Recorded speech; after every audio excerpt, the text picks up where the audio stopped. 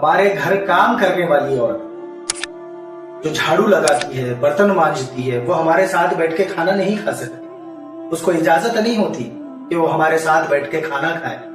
ہمارا جو مزدور، ایک صاحب تو کہنے لگے یہ بچہ میرے پاس کام کرتا ہے اور اس کا باپ بھی میرے پاس کام کرتا تھا. اس کا مطلب یہ کہ تم نے آگے بڑھنے ہی نہیں دیا، یہی رہنا میرے پاس، آگے نہیں بڑھنا. نبی کریم سید عالم صلی اللہ تعالی علیہ وسلم آپ کے پاس جو محنت کرتے تھے، مشقت کرتے تھے. ہمارا مزدور تو ہمارے سامنے بات کرنے سے ڈرتا ہے، اس کی ٹانگیں کانپتی ہے، بولنے سے پہلے اس کی زبان لڑکھڑاتی ہے، 100 مرتبہ سوچنا پڑتا ہے، پھر ہمارے موڈ کو دیکھنا پڑتا ہے. اگر اس نے کچھ کہہ بھی دیا، اس کا مذاق اور اس کا نفس اس کی عزت کو چھالا جاتا ہے، اسے گالیاں سننا پڑتا ہے. وہ بیچارہ رات میں رضائی میں رونے لگتا ہے، میرا نصیب تو اسی لیے خراب ہے کہ میں غریب کے گھر میں پیدا ہوا. حالانکہ ہمارا احساس اور اخلاق ایسا نہیں. حضرت زید بن حارثہ رضی اللہ تعالیٰ، حضرت زید بن حارثہ رضی اللہ تعالیٰ، آپ حضور صلی اللہ تعالیٰ علیہ وسلم کے غلام تھے. بچپن میں اپنے قبیلے سے گم ہو گئے، کسی نے اغوا کر لیا. رسول اللہ صلی اللہ تعالیٰ علیہ وسلم کے پاس آئے، آپ کی بارگاہ میں اعلیٰ مرتبت میں آئے، گم ہو گئے تھے.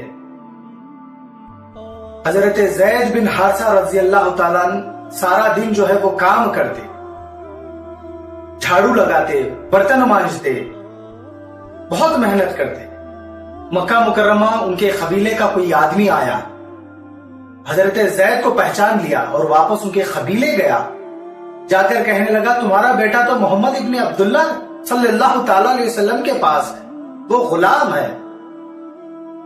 ان کے والد حارثہ اور چچا ان کو لینے آئے اور 2 تھیلی اشرفیاں بھر کے لائے.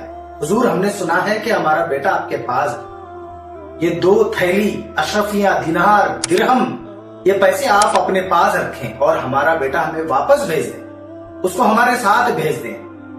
نبی کریم آپ صلی اللہ تعالی علیہ وسلم نے فرمایا آپ کو غلطی ہو گئی، یہ پیسے اپنے پاس رکھو، میں زید کو بلاتا ہوں، اگر وہ جانا چاہتا ہے تو مجھے کوئی اعتراض نہیں، اس کو لے جانا.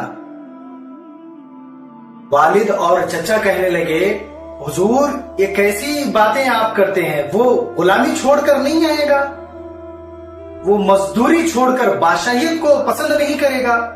اس کی ماں کی آنکھیں ترس گئی اس کو دیکھنے، اس کی بہنیں روتی ہیں اس سے ملنے کو.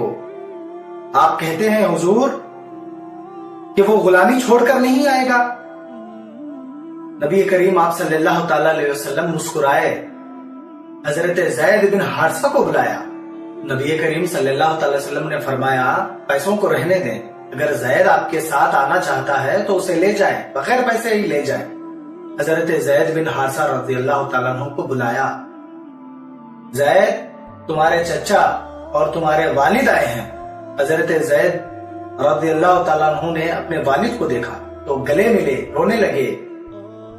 باپ کہنے لگے کہ بیٹا تمہاری ماں کے آنکھیں پتھر بن گئی تمہارا راستہ دیکھ کر، تمہاری بہنوں کی آنکھیں ترستی ہے تمہارے دیدار کو، وہ گلیاں بھی روتی ہے کہ میرے بچے جس گلی میں تو کھیلا کرتا تھا اب فکر کی کوئی بات نہیں، میں آ گیا ہوں، تمہیں لینے آیا ہوں، میں پیسے لایا ہوں، یہاں سے تمہیں لے جاؤں گا. جب رسول اللہ صلی اللہ تعالی علیہ وسلم نے دیکھا کہ گفتگو ختم ہو گئی، آنسو بہ گئے، بوجھ ہلکا ہو گیا، تو آپ نے فرمایا زید تمہارے چچا اور والد آئے ہیں تمہیں لینے، اگر تم ان کے ساتھ جانا چاہتے ہو تو میرے طرف سے اجازت ہے، تم ان کے ساتھ چلے جانا. حضرت زید دوڑتے ہوئے رسول اللہ صلی اللہ تعالی علیہ وسلم کے قدموں میں گر گئے. حضور میں غلامی پسند کرتا ہوں، میں آپ کا غلام رہنا چاہتا ہوں، میں نہیں جاؤں گا، میں اپنے والد کے ساتھ نہیں جاؤں گا، واپس اپنے قبیلے کو مت بھیجنا. حضرت زید کے والد اور ان کے چچا تعجب سے دیکھنے لگے. بیٹا تو غلامی نہیں چھوڑے گا؟ کہتا ہے کہ حضور مجھے یہیں رہنے دیں، ان کے ساتھ مت بھیجیں، ہم تجھے اتنی دور سے تجھے لینے آئے ہیں. تو کہتا ہے کہ میں یہیں رہوں گا، غلام رہوں گا، تو غلامی میں سے نہیں آئے گا، ہمارے ساتھ نہیں چلے گا. حضرت زید بن حارثہ رضی اللہ تعالیٰ عنہ اپنے والد سے کہنے لگے، ابا یہاں 2 گھڑیاں بتا کر تو دیکھیں، یہاں کچھ دیر رہ کر تو دیکھیں، یہاں غلاموں کی وہ عزت ہوتی ہے، بادشاہوں کی بھی اتنی عزت نہیں ہوتی، یہاں غلاموں کی وہ عزت ہوتی ہے، شہزادوں کی بھی اتنی عزت نہیں ہوتی، مزدوروں کی یہاں اتنی عزت ہوتی ہے۔ نبی کریم صلی اللہ تعالی علیہ وسلم اپنے غلاموں کے ساتھ جو تعلق تھا، جو رشتہ تھا، اور پھر حضرت زید بن حارثہ رضی اللہ تعالیٰ عنہ کو کیا مرتبہ ملا، کیا مقام ملا، یہ واحد ایسے صحابی ہیں کہ جن کا نام اللہ پاک نے قرآن میں بیان فرمایا، اللہ نے قرآن میں نام کو بیان فرمایا۔ حضرت انس بن مالک رضی اللہ تعالیٰ عنہ فرماتے ہیں کہ جب میں چھوٹا تھا میری ماں حضور کے گھر جوڑ گئی، میں نے 10 سال نوکری کی رسول اللہ کی۔ ایک دن رسول اللہ صلی اللہ تعالی علیہ وسلم نے فرمایا کہ انس جلدی جاؤ اور فلاں آدمی کو میرے پاس بلا لے آؤ، جلدی جانا اور جلدی آنا۔ جب میں گھر سے نکلا تو راستے میں کچھ بچے کھیل رہے تھے، میں بھی چھوٹا تھا، میں بھی ان کے ساتھ کھیلنے لگا، اور کافی دیر ہو گئی، میں تو بھول گیا تھا کہ کس کام سے حضور نے مجھے بھیجا ہے، کھیل میں مجھے یاد ہی نہیں رہا۔ کافی دیر ہو گئی تو رسول اللہ صلی اللہ تعالی علیہ وسلم خود تشریف لائے۔ جب میری نظر پڑی تو میں تو ڈر گیا، کانپنے لگا، دل ہی دل میں سوچتا رہا میں تو بھول گیا کس کام سے میں آیا ہوں۔ حضور نے فرمایا تھا کہ انس جلدی جانا اور جلدی آنا، مگر میں تو بھول گیا۔ نبی کریم صلی اللہ تعالی علیہ وسلم پاس آئے، جب پاس آئے تو میں ڈرتا رہا، آپ مجھے دیکھ کر مسکرائے اور پیٹھ پر تھپکی دی، انس تم کھیل میں رہ کر شاید بھول گئے، تمہیں یاد ہی نہیں رہا کہ میں تمہیں کس کام سے بھیجا تھا۔ آپ نے فرمایا حضور میں کھیل میں رہ کر بھول گیا، مجھے یاد ہی نہیں رہا، بس مجھے اب 2 منٹ دیں، میں یوں گیا اور یوں آیا۔ آپ نے مسکرایا، نہیں انس تم ان بچوں کے ساتھ کھیلنا، میں خود چلا جاؤں گا، میں خود اس کو لینے چلا جاؤں گا۔ کیا انداز ہے، کتنی محبت ہے غلاموں کے ساتھ، کیا رنگ ہے۔